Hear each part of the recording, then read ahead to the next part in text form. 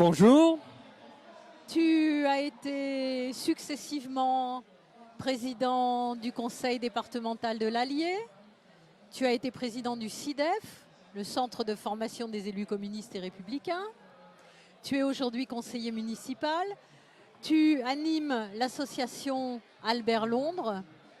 Et puis tu fais beaucoup de choses encore. Tu es aussi dans le tourisme social international.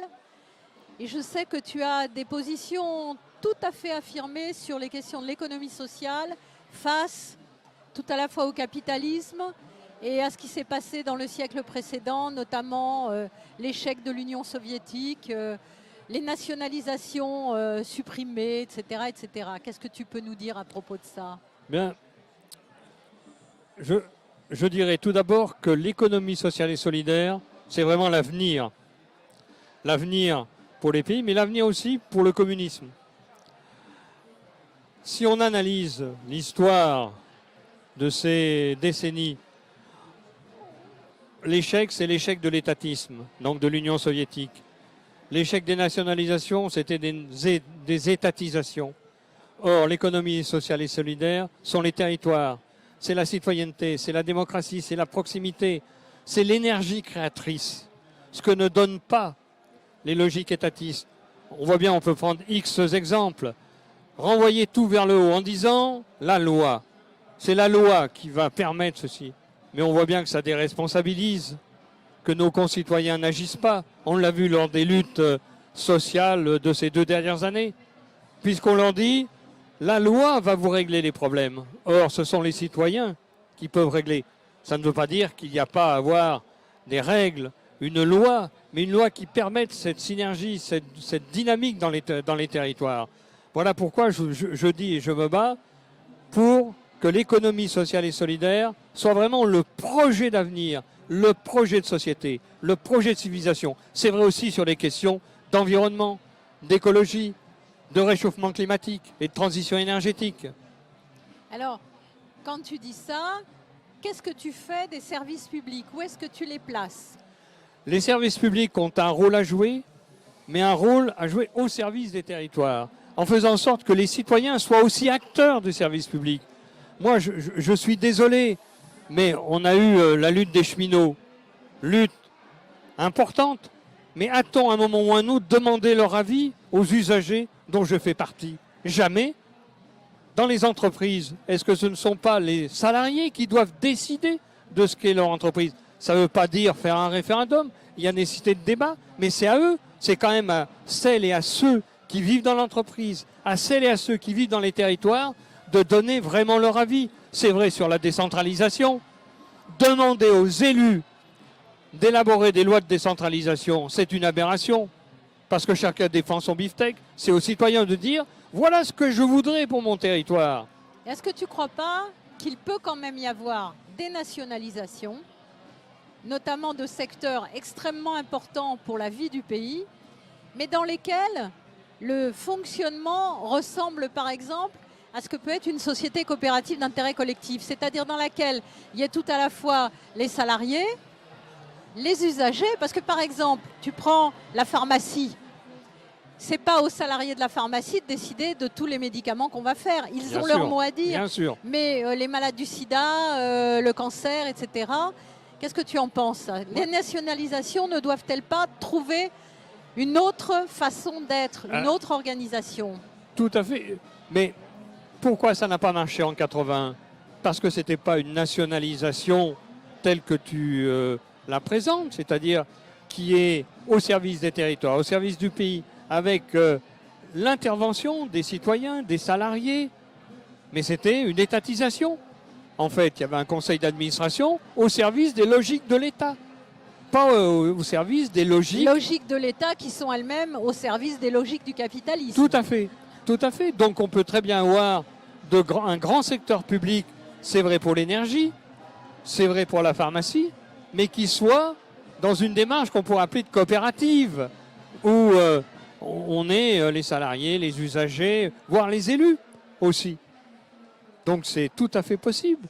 Mais à l'heure actuelle, nombre de nos amis ne sont pas sur cette logique-là.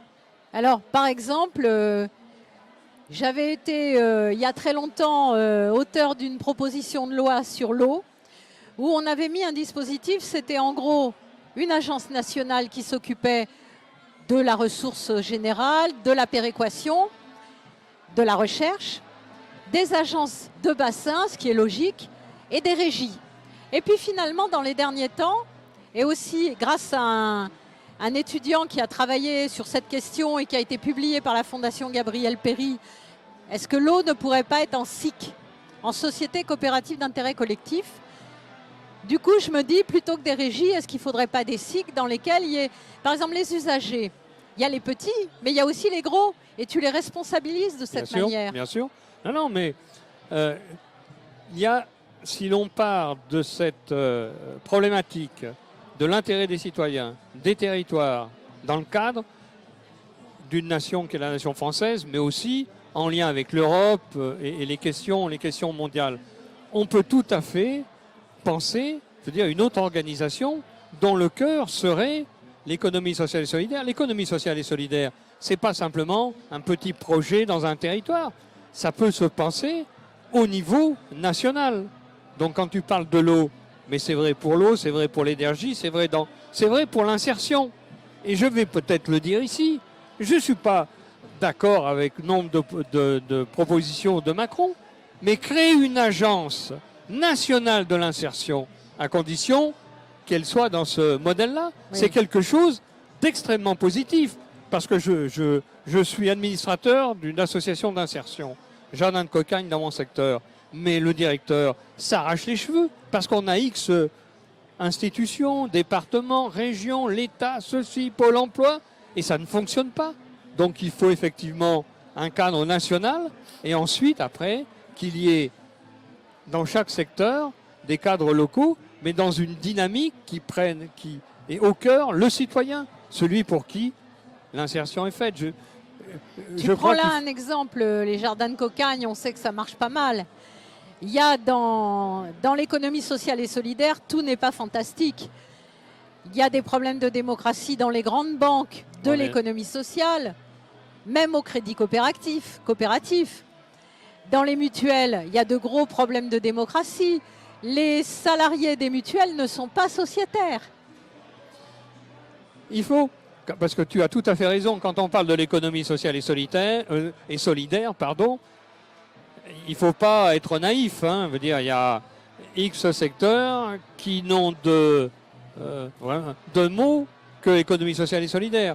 Donc il faut repenser, et toujours au cœur, c'est la démocratie, enfin la citoyenneté, pas la démocratie délégataire, mais vraiment la démocratie, et faire en sorte que les salariés soient associés, que les usagers dans les banques, les sociétaires le soient aussi, que les acteurs des territoires le soient aussi. Moi je dis toujours, et ça rejoint l'économie sociale et solidaire, il faut qu'on soit solidaire, que l'on soit...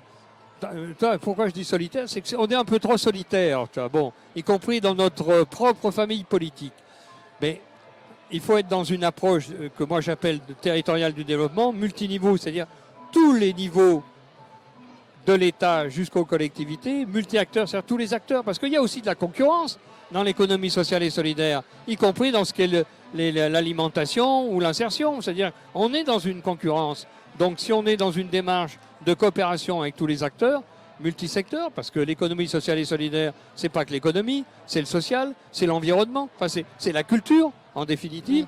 Donc si on est dans cette démarche-là de mutualisation, de transversalité, ça marchera, mais à condition qu'on ne prenne pas nos concitoyens comme des gens qui n'y comprennent rien, parce que c'est pas propre à la bureaucratie d'État, c'est aussi propre dans les rangs de certains responsables politiques. Nous, on sait, eux, ils savent pas.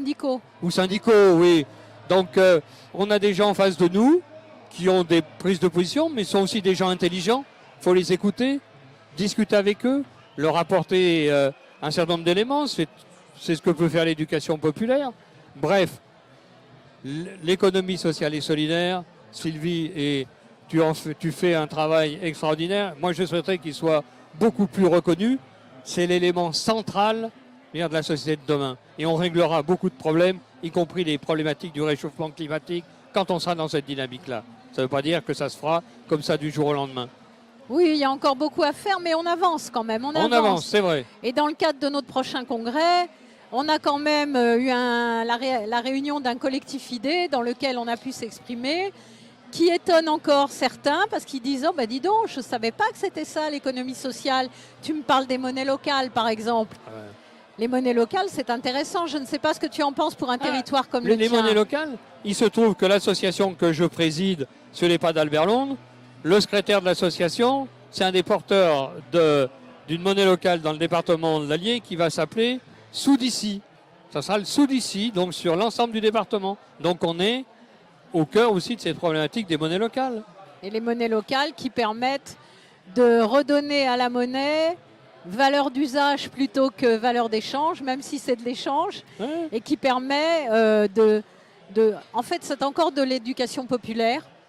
Et je vois l'expérience, par exemple, de Toulouse, où ça a créé de l'emploi, où la monnaie locale circule 2,5 fois plus vite que l'euro et reste à l'intérieur du territoire, parce qu'il y a ça aussi. Tout à fait. Tu sais qu'on avait fait un travail sur le ratio entre les dépôts bancaires et les encours de crédit bancaire, et on s'est aperçu qu'il y avait beaucoup plus de dépôts dans les départements les plus pauvres et beaucoup plus de crédits dans les départements les plus riches. Tout à fait. C'est le cas dans notre département de l'Allier. Absolument. Voilà. Les pauvres épargnent pour les riches. Pour les riches. Voilà, tout à fait. Non, mais pour revenir à la monnaie locale, notre ami de Toulouse, je veux dire, il est venu dans l'Allier. C'est une référence pour les gens que je côtoie qui sont en train.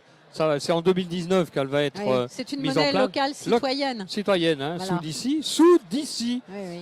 Et donc, ils se sont basés sur ce qui s'est fait à Toulouse et ailleurs. Oui. Donc voilà, donc il y a vraiment du dynamisme, de la créativité, de l'innovation dans les territoires. Et c'est de là qu'il faut partir. Qu'est-ce que tu penses des pôles les PTCE, les pôles territoriaux de coopération économique, plutôt que les pôles de compétitivité? Chez nous, ça n'existe pas encore, mais c'est une solution. Oui. Alors, c'est pas la panacée non plus, Non. mais ça permet de développer des logiques de coopération. Voilà. Parce qu'en fait, ce qui manque beaucoup dans les territoires, on parle beaucoup de coopération, mais c'est timide. Les coopérations entre collectivités n'existent pas beaucoup. Alors, c'est fait de manière administrative avec la loi NOTRe, les intercos, etc. Mais il faut du temps. Et si je prends qu'un exemple, dans ma commune, on a mis un projet participatif et ensuite on a associé les autres communes. Donc maintenant, on se retrouve à 6 communes pour porter, c'est autour du patrimoine naturel, historique, mis en valeur, mais on porte mais c'est parti des citoyens. Donc comme quoi, je le dis toujours, un nombre d'élus, arrêtez de dire on ne peut plus rien faire, c'est pas vrai. Parce que dans votre commune, vous avez une chose, les citoyens qui sont là, et vous avez des richesses dans votre territoire, même la plus petite commune, du patrimoine, vous avez des petites entreprises, et bien avec ça, on peut avancer. C'est une bonne conclusion. Merci Jean-Claude. Merci Sylvie, et bon courage à toi.